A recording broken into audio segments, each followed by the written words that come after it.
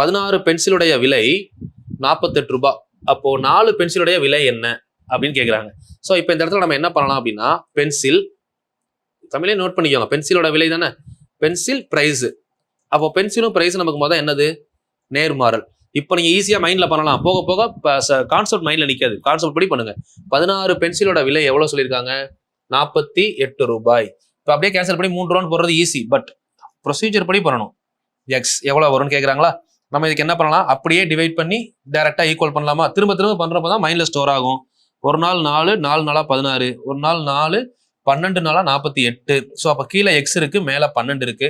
Answer is 12. கரெக்டா?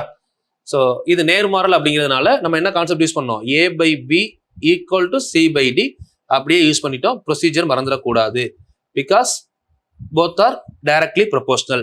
So அப்போ answer is 12 is correct. ஓகேவா, கிளியரா? ஸோ ஃபர்ஸ்ட் ரெண்டே எடுத்து எழுதணும். பென்சில் பிரைஸ் 16 பென்சில் கொடுத்துருக்காங்களா, அப்போ இது நமக்கு என்னதுன்னா ஏ, பிரைஸ் வந்து பார்த்தீங்கன்னா சி, அடுத்து 4 பென்சில் கொடுத்துருக்காங்களா, இது அப்போ பி, அப்புறம் டி என்னன்னு கண்டுபிடிக்கிறோம்.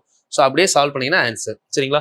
ரேஷியோ படி பார்த்தாலுமே நம்ம எப்படி பார்ப்போம், இது 4 இங்கே 1, அப்போ 4:1னா 4 12 48, அப்போ 1 12 12, அவ்வளோதான ஆன்சர்.